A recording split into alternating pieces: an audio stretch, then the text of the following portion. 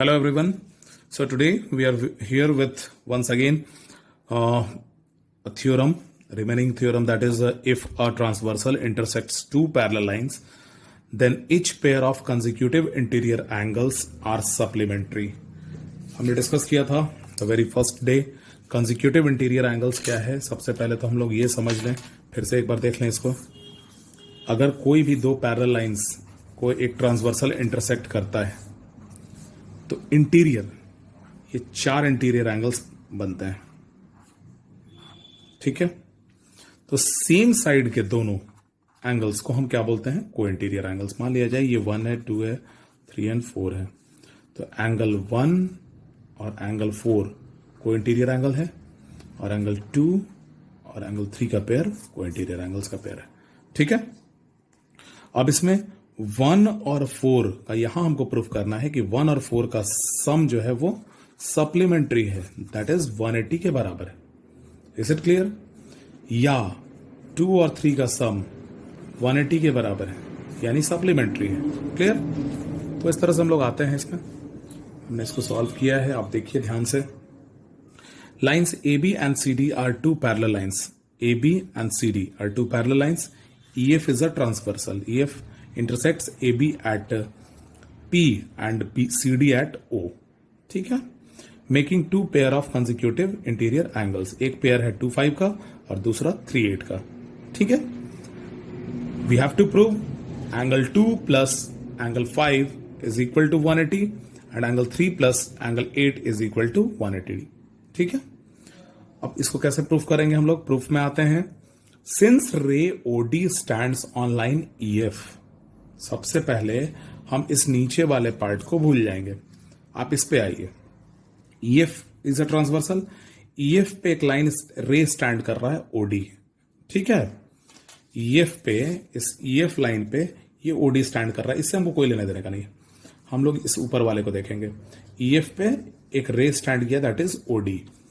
ठीक है, अब ध्यान दीजिए, अगर ये मान लिया जाए कि एक लाइन है और इस पे एक रे स्टैंड कर रहा है OD, तो इन दोनों एंगल्स का सम 180 होगा. चूंकि ये स्ट्रेट लाइन है तो लीनियर पेयर बनेगा. उसी तरह से हम यहां पे आ जाते हैं. एंगल 1 और 2 का सम 180 होगा. 1 और 2 का सम 180 होगा because they are linear pair. और दूसरी बात, हम लोग ये पहले दिन पढ़े हैं, कोरस्पॉन्डिंग एंगल्स एक्सम से 1 5 के बराबर होता है because they are corresponding angles. और कोरस्पॉन्डिंग एंगल एक्सम में हम लोगों ने पढ़ा है कि कोरस्पॉन्डिंग एंगल्स हमेशा आपस में इक्वल होते हैं, हमेशा आपस में इक्वल होते हैं. तो ठीक है, तो यहां पे हमने ले लिया 1 इज इक्वल टू 5. अब ध्यान दोगे 1 प्लस 2 का सम 180 था और 1 5 के बराबर है, तो इस 1 को हम रिप्लेस कर सकते हैं 5 से. हमने इस 1 की जगह पे 5 यूज कर लिया, तो 5 प्लस 2 इज इक्वल टू 180. तो 5 प्लस 2 इज इक्वल टू 180, यही हमको प्रूफ करना था. ये फर्स्ट हमको मिल गया, फर्स्ट पेयर हमको मिल गया इक्वल. अब दूसरी पेयर के लिए सिमिलरली रे OC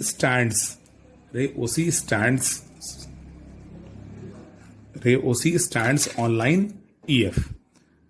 रे OC stands on line EF.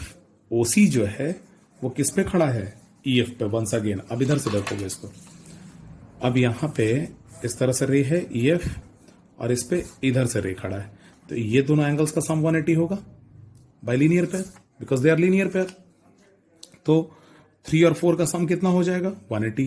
3 और 4 का sum 180 since they are linear pair. और ध्यान दोगे 4 और 8 आपस में बराबर है. क्यों है?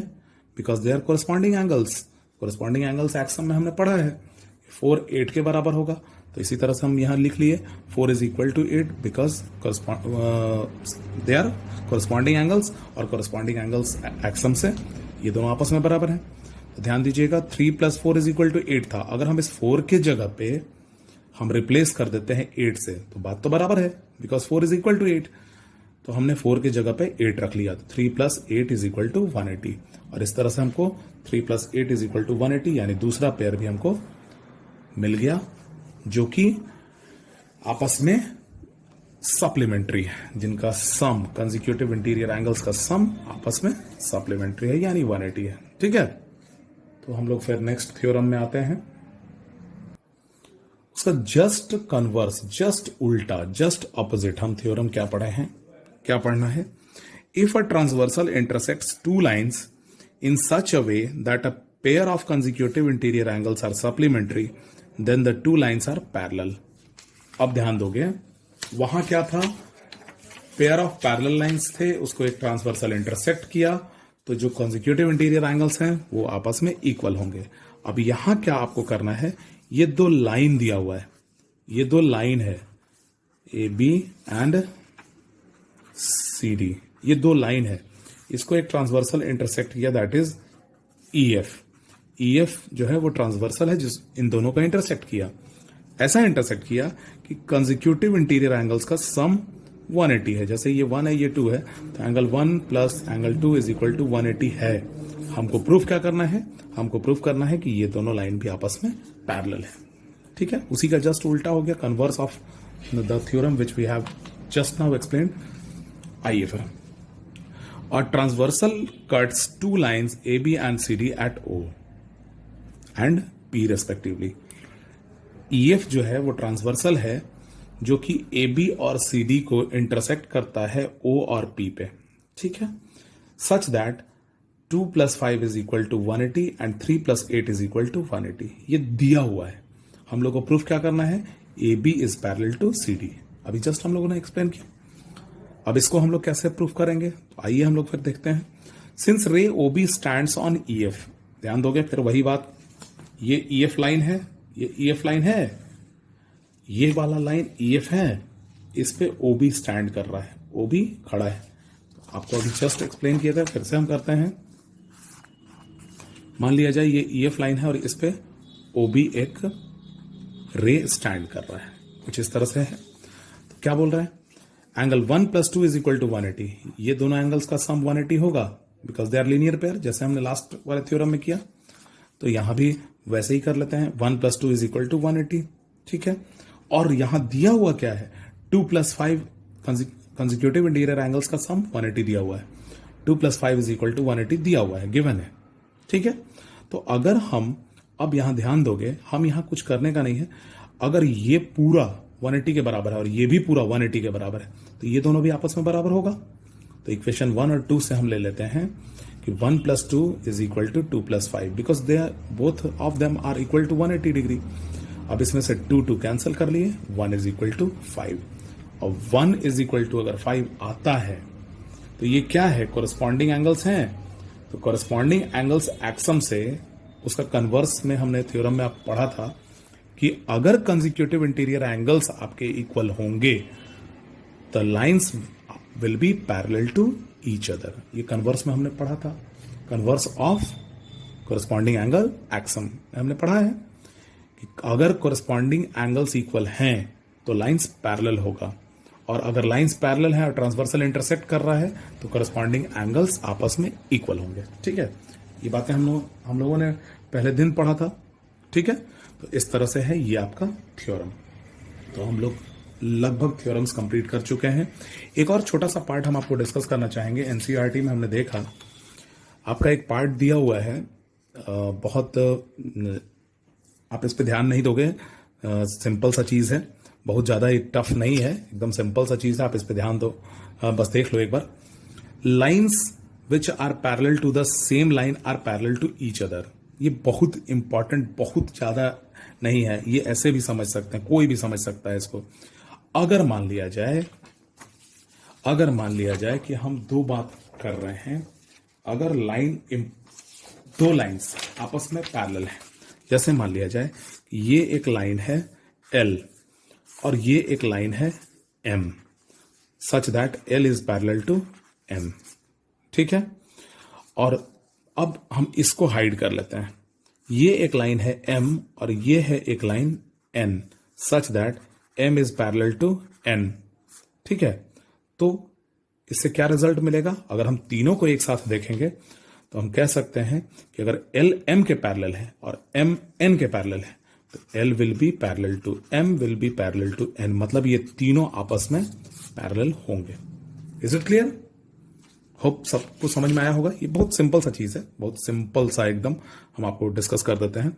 Line L is parallel to M and L is parallel to N also.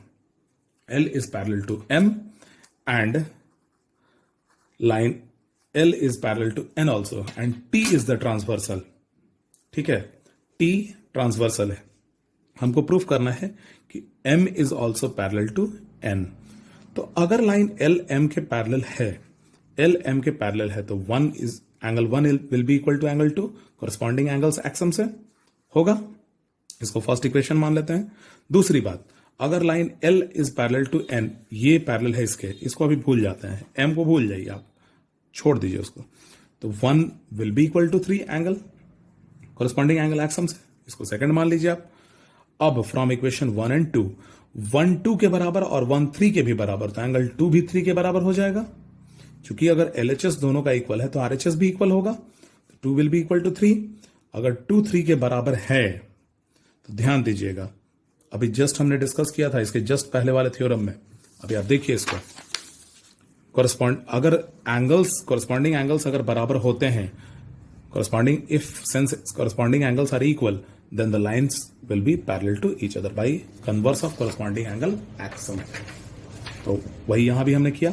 Now if corresponding angles are equal, then line M will be also parallel to N. Is it okay? Hope सबको समझ में आया होगा. चलिए, तो next video में हम लोग देखते हैं, क्वेश्चन डिस्कस करते हैं. Thank you. हमने सारा थ्योरम कंप्लीट कर लिया. अब पैरेलल लाइंस से रिलेटेड कुछ प्रॉब्लम्स देखते हैं जो एनसीईआरटी से हमने निकाला है, और आपसे कुछ बात भी करेंगे. एनसीईआरटी के जो प्रॉब्लम्स खुद से मैं डिस्कस करने जा रहा हूं, उस क्वेश्चंस को भी आप रिवाइज करेंगे. साथ ही साथ मैं आज एक पीडीएफ में आपको एनसीईआरटी का पेज भेजूंगा क्वेश्चन का, जिसको आपको देखना है और सॉल्व करना है. जिनके पास एनसीईआरटी की बुक अवेलेबल नहीं हो, वो उस पेज का हेल्प लेंगे, उसमें सारे क्वेश्चंस हैं, उसको आपको खुद से ट्राई करने का है. फिर हम लोग नेक्स्ट क्लास में उसको भी डिस्कस कर लेंगे. ठीक है, तो हम लोग आते हैं first question of NCERT. In the given figure find the value of x and y, then show that A B is parallel to C D.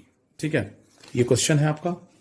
तो सबसे पहले हम लोगों को करना क्या है, एक्स और वाई का वैल्यू निकालना है. बड़ा आसान सा तरीका है, इसमें कई मेथड हम लोग यूज कर सकते हैं, लेकिन हमने जो अभी यूज किया है उसमें क्या है आप ध्यान दोगे.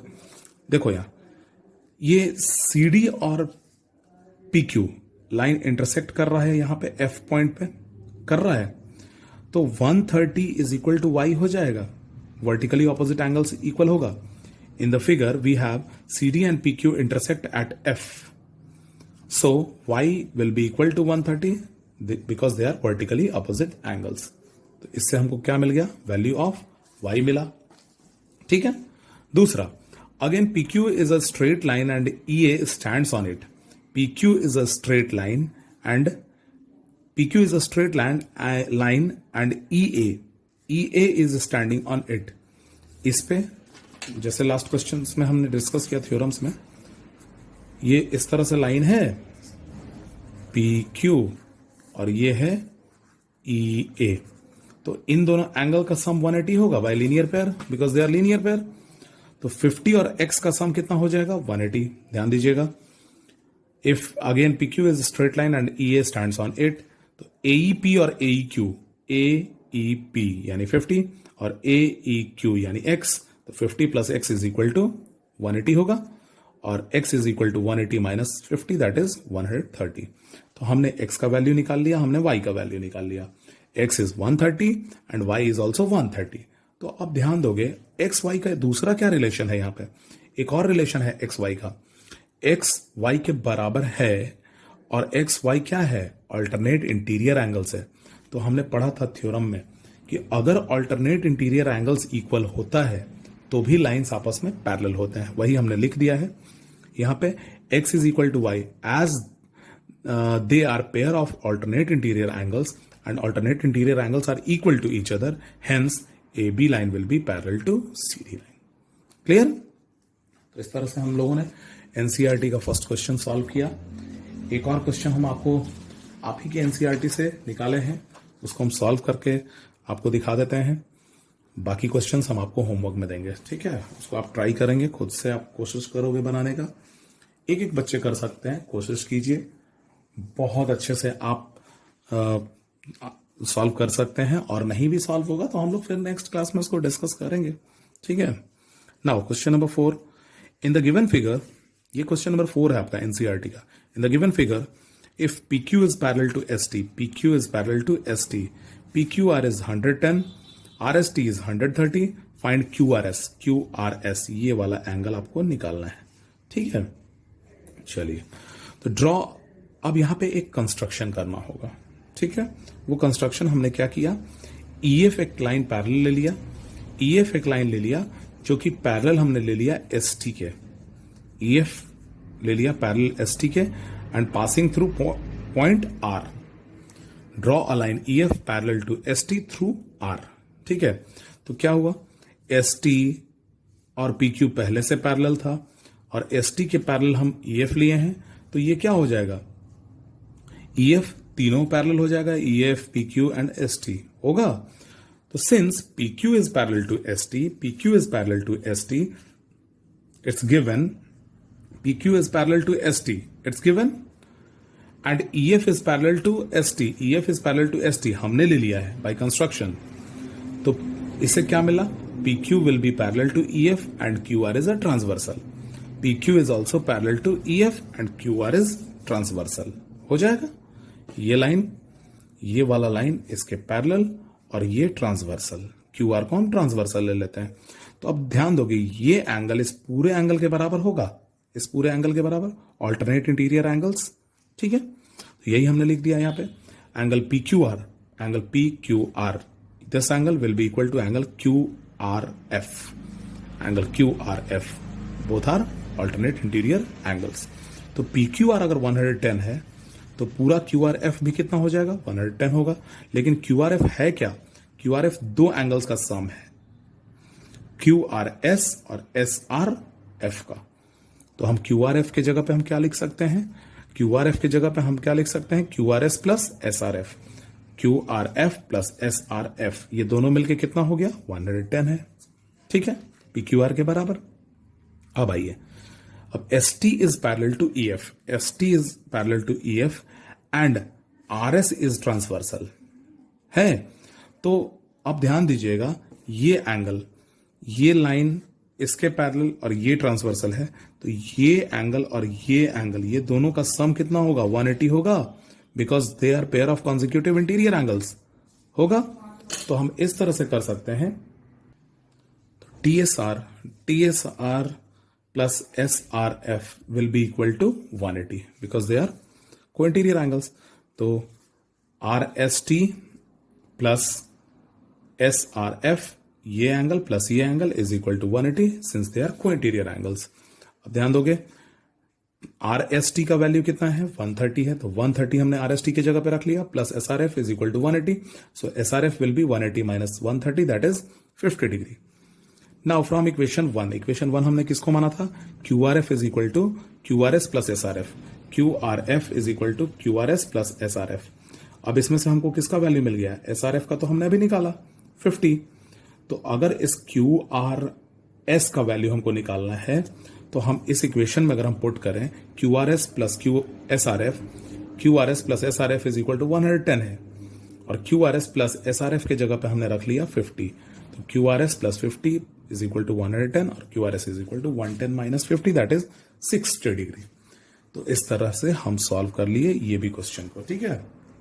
तो हम आपको एज डिस्कस्ड हम आपको एनसीईआरटी के क्वेश्चन का हम PDF आपको भेज रहे हैं, आप उसको सॉल्व कीजिए। Next will discuss the doubts. चलिए, थैंक यू।